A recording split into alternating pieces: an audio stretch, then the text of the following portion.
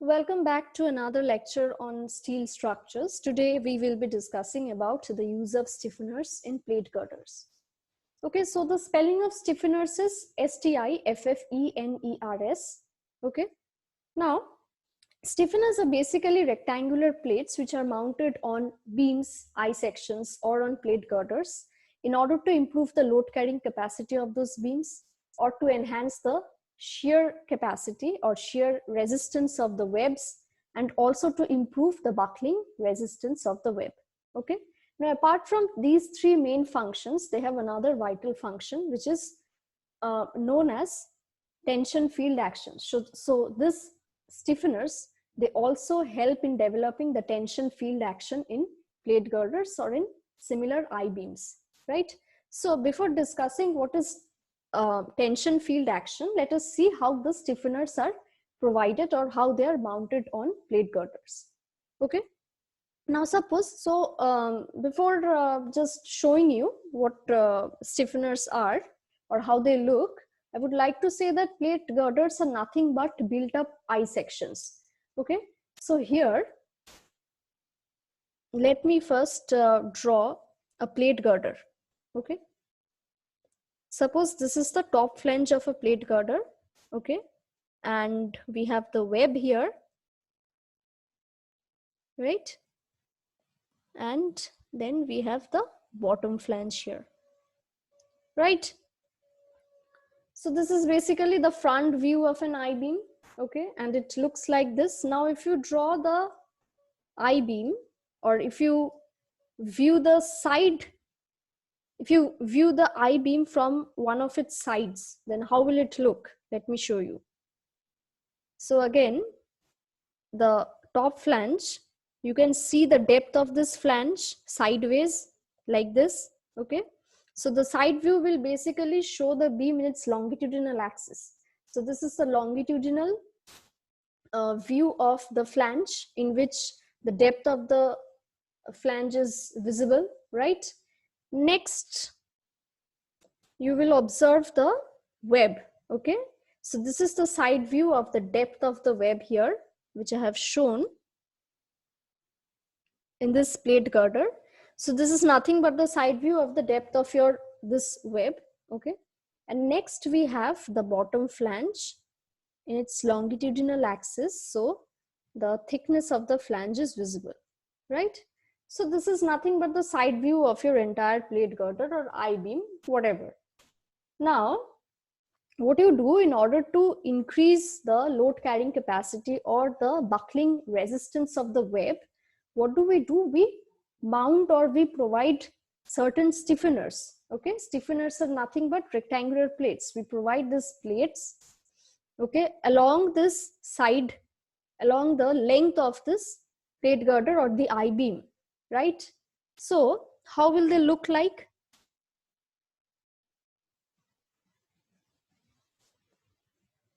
Suppose we are providing a stiffener here, so it is nothing but a rectangular plate, and if you view the stiffener from the side, it will be shown like this, okay.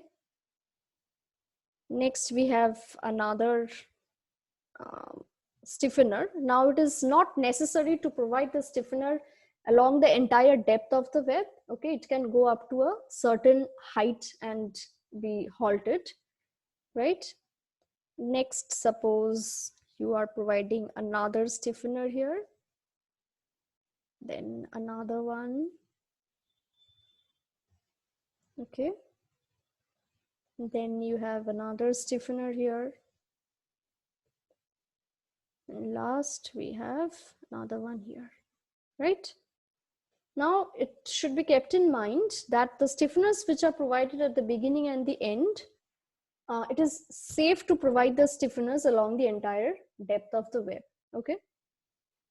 Okay, so now these are the rectangular plates which are acting as stiffeners and providing certain load carrying capacity. It is enhancing the load carrying capacity, the shear resistance, the buckling resistance of the web, right? Now if you view the stiffeners in the front section, how will they look like? So these stiffeners are rectangular plates, So I'm so sorry. Let me take the line. Okay, so this stiffeners will look like this. Okay. When you view it from the front, this portion here, the plate which I'm showing here, this is basically the stiffener, right? This is basically the stiffener. Okay. So if you observe the plate girder in this manner, suppose you're cutting a section from here and you are viewing this side. Okay, you are viewing from the right side, then it will look like this. Okay, so I hope the concept of stiffeners and how they are being mounted to this plate girders is clear now. Now, apart from imparting load carrying capacity or shear resistance or buckling resistance, these stiffeners are very efficient in developing the tension field action in plate girder. So now let's discuss what is the tension field action. All right, let me just erase whatever I have shown here. Okay. Okay. So the same pictures have been also shown here, right? So you can, for your ease, you can just draw down this figure. Okay. Or you can also keep a screenshot, right? So what is tension field action? Now, plate girders are designed in such a way that even after undergoing buckling, okay, buckling is nothing but the lateral deformation of the web. So even after undergoing buckling, they can carry loads with a phenomena which is known as tension field action.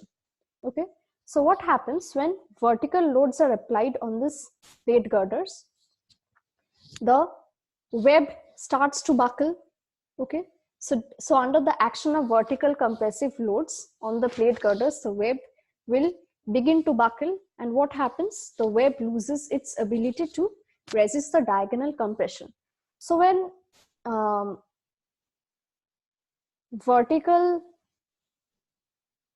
loads are acting on this plate girder in this manner and in this manner, what happens? The web is undergoing some sort of buckling like this. Okay, and what happens due to this buckling? Mainly two types of forces act on the length. Okay, mainly two types of forces act on the web. Okay, along the length of the web. Okay, one is diagonal compression and the other one is diagonal tension. See, I have shown here two dotted lines. Okay, so these are the zone. These two dotted lines represent the zone along which the diagonal tension occurs. Okay, along which the diagonal tension is acting, right? So the diagonal tension is acting in this direction, whereas if diagonal tension is acting, simultaneously some compressive forces will also be acting. The compressive forces or diagonal compression is acting in the opposite direction, like this and like this. Okay, outwards, right? So the red arrows indicate the action of diagonal tension, and the inwards arrow, these two arrows represent the action of diagonal, the outward arrow represent diagonal compression, whereas the inward arrows represent the diagonal tension. Now what happens? This diagonal compression, okay, so this red ones, I will just write diagonal compression. Okay, the diagonal compression is what happens. It is then transferred to the transverse bearing stiffeners or the and the flanges, right? So what happens when we are providing stiffeners? The stiffeners are able to carry the one of the component of the diagonal compression, right? So since it is inclined, The diagonal compression will definitely have two components, one vertical and one horizontal, like this. Suppose this is the vertical component and this is the horizontal component of the diagonal compression. Now what happens? The vertical component of diagonal compression is mainly taken up by the stiffeners, the intermediate stiffeners, the transverse stiffeners, or by the bearing stiffeners, or by the end posts. And what does the flanges do? The flanges will take up the horizontal component of this diagonal compression, right? So the diagonal compression is overall being carried by what? By the flanges as well as the stiffeners. However, the web of the plate girder is only able to resist this diagonal tension. Okay, the diagonal tension arrows have been shown in blue. So the web of this plate girder is only able to take up or resist the diagonal tension, and this behavior of the web, okay, the property of the web by which the web is able to take up or resist the diagonal tension is known as tension field action. Okay, so this is how the stiffeners, the flanges, as well as the web is trying to take up the vertical loads that are acting on the beam, or rather I should say that the entire component, all the components of a plate girder are trying to resist the buckling which is happening in this plate girder, right? Now before ending this video, I would just like to tell you about the different types of stiffeners that are used. So the stiffeners which are used at the end and at the beginning are known as end posts, all right? And the stiffeners which has been used in between these two end posts are mainly known as the intermediate transverse stiffeners, right? Intermediate transverse stiffeners. Now these are also known as bearing stiffeners. So bearing stiffeners are nothing but intermediate stiffeners which are provided at the points of concentrated loads, okay, to protect the web from direct compressive loads. So intermediate transverse stiffeners, bearing stiffeners, they're basically the same. They enhance or impart load carrying capacity of the plate girder. They enhance the shear carrying capacity and also provide buckling resistance of the beam. So that's it. We'll meet in the next video.